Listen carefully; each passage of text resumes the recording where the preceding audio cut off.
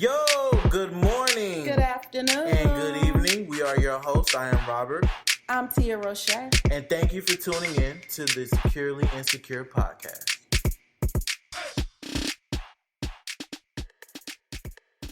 Hey, everybody. I just want to thank you all for tuning into the Securely Insecure podcast. Our goal for this podcast is to incite thought-provoking dialogue about our deepest, darkest insecurities, whether it's how you view yourself or how you view your relationship preferences. We want you all to simply live in your truth.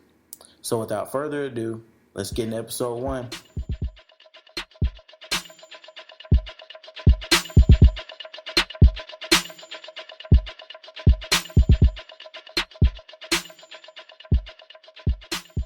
All right, so recently, Tia Roche taught me a new word called heteroflexibility. Yeah, heteroflexibility. Now, the way she described it was a little intricate and complicated for me, partly because I'm pretty slow. No, so I'm going to let her explain what heteroflexibility actually means. Well, only because, like everyone else, I Googled the word, and basically the meaning said it's just people who are usually attracted to people of genders that's different from their own, but they might occasionally be attracted to people of genders similar to their own. And this isn't actually when you Google it up under the word, it's actually on the pansexual umbrella. There's actually a pansexual umbrella that it's giving you different names of different types of genders. So that's where I learned it from. So basically it's a reminder that sexuality is on a spectrum. Right. And not binary, meaning you're not one thing or simply another. You're not either or. You're on this big spectrum, and you could be anywhere on that spectrum. You could be at the bottom, you could be in the middle, you could be in the corner, you could be everywhere on the spectrum. Mm-hmm. But correct. It's just all up to you and your preference, and I guess you just have to experiment with it. Yes. The crazy thing about experimenting with your sexuality to me is that you really have to try things. You have to really try to figure out if you like something or not. If I like a guy, I think he's cute, but I also like women, and I have to try to get to know the guy and see if he makes me sexually attracted to him. Because I guess that I view love based off of sexual experience. I mean, like a lot of people, but what if I don't like it? What if I just pipe the guy off and don't like it? Which is a good question. Yeah, and it's does that make you gay? Yeah. Or are you just heteroflexibility? Which that's what heteroflexible, is that it? Right. Yeah. Heteroflexible. Yeah, my sexuality. Right. Yeah, so I don't know. I just kind of feel sorry for people that are really going out their way to find out where they're at on the spectrum.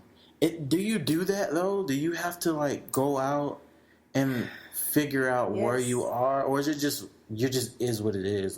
You tried it, you don't like it, and you just go find something else. I think you should, only because you don't want to struggle living a traditional life based off either your parents' religion or what you think society wants you to be. Yeah. Patriarchy. Right. Yeah. So for those of you that don't know what patriarchy is a concept developed by Western civilization where all practices and traditions are hugely valued and based off of the male figure in the household, hence gender roles. Gender roles have typically come from the idea of patriarchy, as if the men are at their top and everyone else is under them, some kind of like an umbrella effect. But if you live that way, it's totally up to you. I honestly don't. I don't think that my fiance should always wash dishes and cook dinner. She be tired, I be tired. We do it. We knock it out together. But hey, all up to you. But this does lead me into to think of the show Insecure, the episode with I don't remember his name, but the guy that Molly was dating briefly. Right, broken pussy. Yeah, that's what he when he saw her outside. Yeah. Broke. I can't remember his name is, but yes, Molly was dating him, and that's actually Robert. Why I actually Googled that. Yeah. You know, like, are you? You know, because it's funny how you can ask Google stuff. Are you gay if you experiment with a man, but you don't want to do that? Because when he told her his story, he was like, immediately after, I didn't like it. Immediately after it happened, I didn't like it.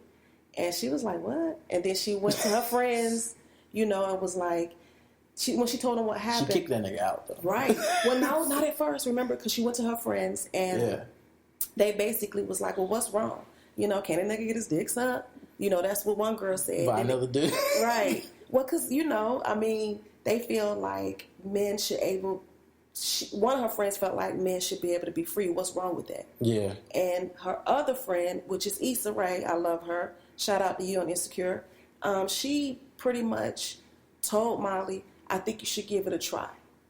And of course, the reason why we're talking about on the show is because my opinion, I felt like she tried to be with him, but because of her thinking about him being with his friends, like, having like bro time. But it's really bro time. Right. And she couldn't get that out of her head. That was like really bothering her. Yeah. Like when they was at a coffee shop and he was talking to the cashier and he was dapping the guy up and stuff, and she's looking back and she's like, ugh.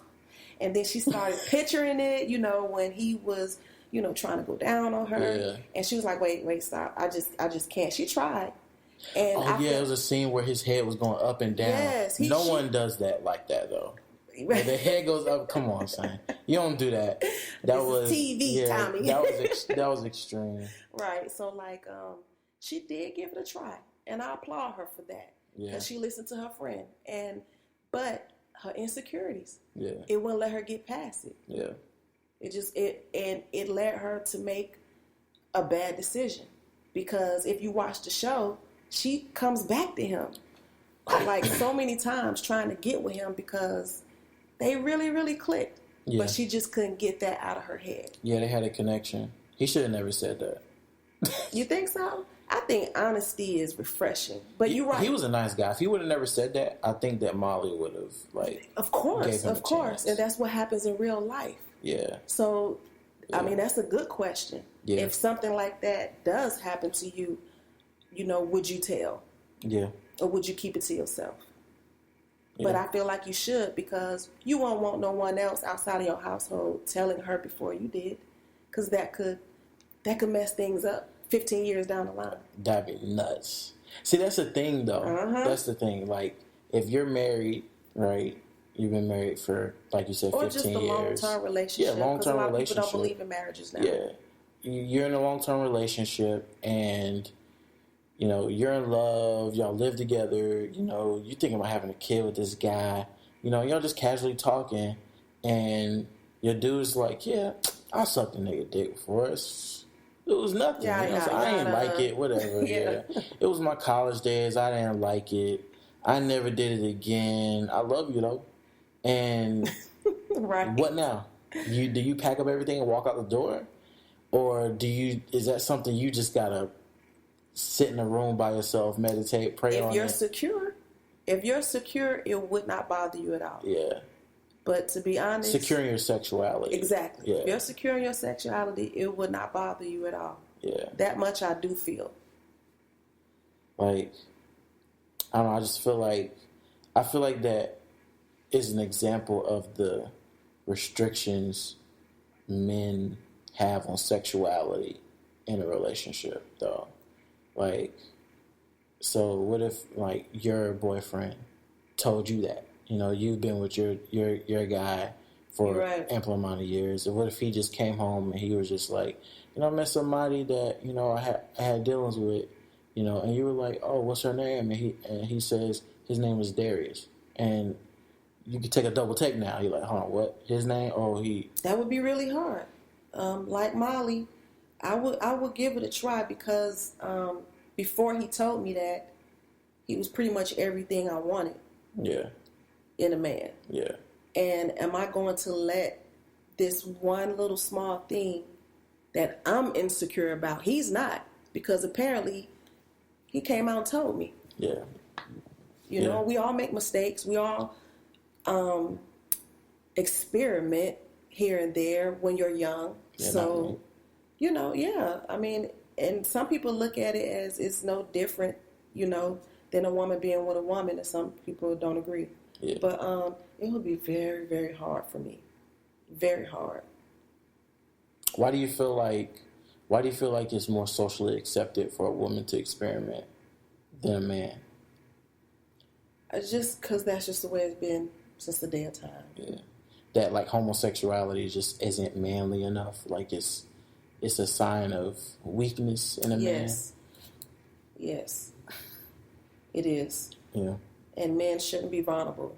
Men shouldn't cry in public and stuff like that. Yeah. But I just think that's just the way it's been since the day of time. And I hope it doesn't always be like that. But I don't know. Yeah. I think that it is.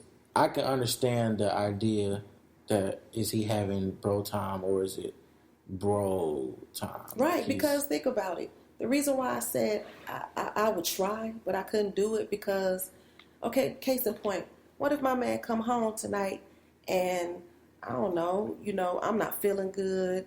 I just cooked. I had a long day. And I just want to, you know, relax, have me a cup of wine. I'm getting ready to lay it down. But he still wants to go out. He's like, okay, well, let's go to the movies. And I say, I don't want to go. But he goes with one of his homeboys. Yeah. You know? He could be satisfying an urge that he wanted out of you with another man. I'm going to be sitting there at home like, okay, what movie they want to see? Mad insecure. Like, they left at 8 o'clock and it's 12:30. He should have been home at least 30 minutes ago. You know, like. They're having bro time. Right. Yeah. It would really make me think things like that. So, speaking of bro time, there's this TV show called Black Mirror, and season 5 came out recently. And for one, I know we were really late to Insecure, and I don't know why I put that off for so long, but I'm happy that I watched it. I finished all the available seasons on HBO Now. Get HBO Now if you don't have it; it's pretty dope. But yes, no regrets. I love the show. Issa killed that joint.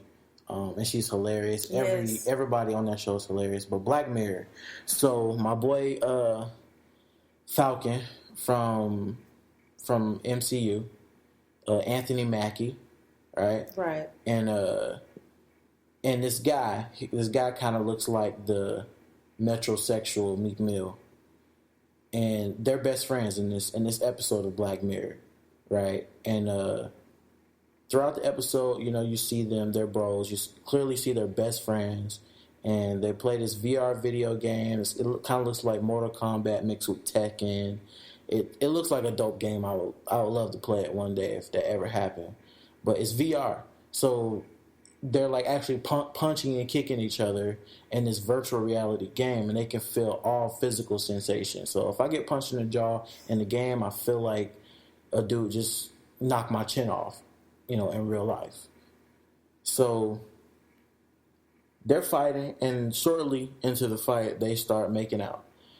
But here's the trick to it. So my metrosexual Meek Mill dude, he is playing as a woman, and Anthony Mackie is playing as a man. So they're having intercourse in the game, consensual intercourse as a man and a woman in the game, but in reality, they're two men. Yep. Is that bro time? Definitely. That's bro time. It's bro time. Right. So, are they gay? I mean, at this point, I don't know because they're not having actual sexual contact. And you got to remember there's a scene where they ask each other, are we gay? After it happened. At the end. And, he was so confused. He actually asked to meet up with him. Remember, they met up, and when they met up, he was like, what are we out here for? He was like, I just want to see if we have something. So they actually kissed